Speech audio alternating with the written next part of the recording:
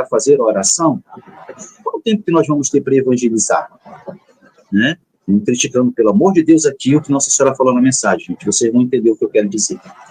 Então, se todo o tempo livre que eu tiver, livre como? Do trabalho, das nossas obrigações diárias, tudo, Nossa Senhora peça que nós estejamos em oração. Então, qual é o tempo que a gente vai ter para fazer essa divulgação? Né?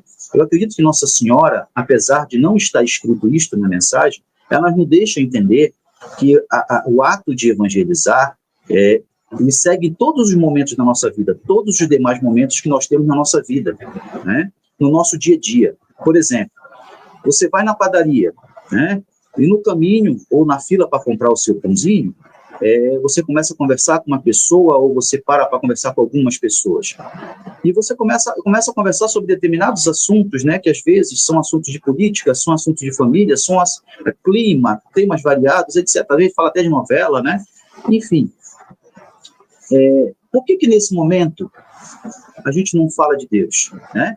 Nós, católicos conservadores, nesse momento, a gente tem que parar para falar de Deus, aproveitar todos os momentos e falar de Deus, né? Nós somos chamados a falar, né?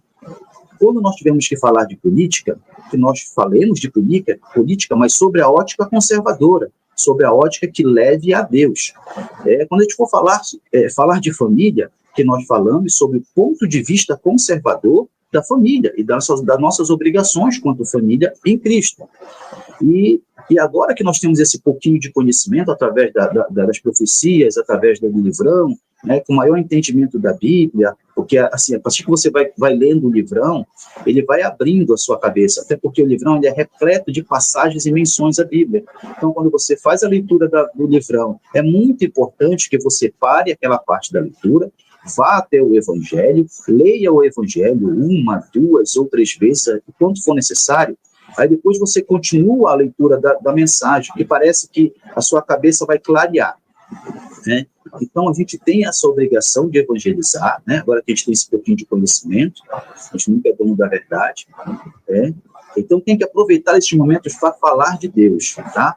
Aí eu peço para que vocês lembrem que Mateus, capítulo 12, versículo 37, de Mateus, capítulo 12, 37, Jesus fala assim: pois por tuas palavras tu serás justificado, e por tuas palavras também serás condenado. Então é muito importante o que a gente fala, e como a gente fala, e no momento que a gente também não fala. Uma omissão de uma pessoa a respeito da palavra de Deus, quando você perde a oportunidade de falar uma verdade de Deus, sempre sem ofender ninguém, com toda a paciência do mundo, tentando explicar que é assim que Jesus fazia.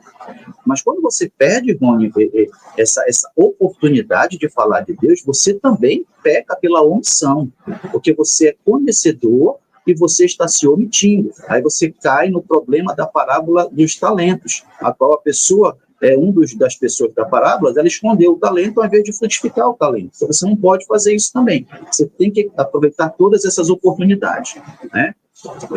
Então devemos aproveitar cada momento que tivermos de falar da obra de Deus, sempre tendo em mãos mensagens para dar, mensagem da palavra viva, é importante você ter, para ilustrar. Quando você falar, você dá para a pessoa ler depois e meditar. Os livrinhos também são muito importantes para essa divulgação, você dá, tem muita coisa, o Sr. Eugênio faz livros belíssimos, explicando as mensagens, explicando a obra. Enfim, é muito importante você também estar divulgando, estar entregando, tá? Lembrando sempre que essas divulgações, tanto da mensagem quanto do livrinho, tem que ser de forma gratuita, tá, gente? Sempre gratuita, tá? Mateus, capítulo 10, de 8 a 11, já diz assim: curai os doentes, ressuscitai os mortos, purificai os leprosos, expulsai os demônios, de graça recebestes, de graça dai.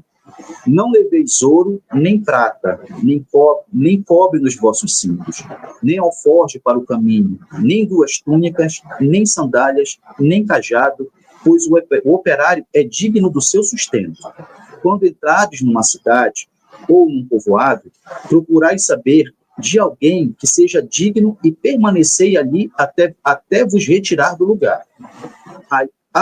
Se ao falar da verdade a Deus, a pessoa ou as pessoas não quiserem ouvir, faça como em Mateus 10, 12 e 14. Aí a outra passagem, que quando você vai numa casa, você vai divulgar mensagem, você está ali falando de Deus, vai ter pessoa que vai bocejar, vai ter pessoa que não vai ligar, vai ter pessoa que vai dar sono, vai ter pessoa que tem que ver um jogo de futebol, vai ver a panela de pressão que esqueceu no fogo, vai aparecer um monte de desculpa quando você começar a divulgar. Mas isso é assim mesmo, você como divulgador não tem que se ofender. Você tem que falar a verdade, você tem que aproveitar as oportunidades e proferir a verdade. Aí cabe à pessoa se ela vai ser uma boa terra para essa semente ou não. A semente quem planta é Deus, não somos nós. Nós somos instrumentos e apenas Deus usa a nossa boca, usa a nossa mente, usa a nossa pessoa para que a gente passe a verdade para as pessoas. E aí sim, se essa pessoa não quiser, você tentou uma, tentou duas, tentou três vezes, não é que você vai desistir dessa pessoa, você vai continuar querendo ou procurando ajudar essa pessoa, só que em forma de oração, você reza mais por ela. No momento que Nossa Senhora diz que você tiver tempo, bote seu joelho no chão e reze. Aí você vai rezar por essas pessoas que no certo momento, talvez não venha por você, mas talvez venha através de outra pessoa, ele vai conhecer a verdade e se for da vontade de Deus, vai se converter. Né? Mas você faz assim, como está em Mateus, né? Ao entrar desta casa, saudai-a, e se for digna, desça a vossa paz sobre ela. Se não for digna, volte a vós a vossa paz. Mas se alguém não vos receber e não dá ouvidos às vossas palavras, sai daquela casa e daquela cidade e sacudi o pó dos vossos pés. Então, o que está dizendo aqui? Não é como eu falei, não é que você vai abandonar a pessoa, você vai continuar rezando e pedindo pela pessoa. Só que você vai parar de insistir, porque isso já está trazendo um ponto de você perder a sua razão, de você se chegar a brigar, discutir. Jesus não quer isso da gente. Ele não quer que a gente fique discutindo, ele não quer que a gente perca a razão, até porque quanto mais você se aproximar de Deus e quanto mais você levantar essa bandeira de Deus, mais você vai procurar, vai ter que ser um exemplo. As pessoas vão te olhar agora, Rony, para te criticar. Os inimigos são muitos. Satanás, ele é muito ardiloso. Então, ele vai pegar a tua própria família e vai começar a colocar contra você. Essas pessoas vão começar a te criticar. Ontem, quem jantava com você, comia, porque você era do mundo e falava coisas do mundo, você era bem quisto. Agora que você passa a não falar mais coisas do mundo e não sentar na mesa para deliberar sobre coisas do mundo, você não vai ser mais tão bem visto por todos.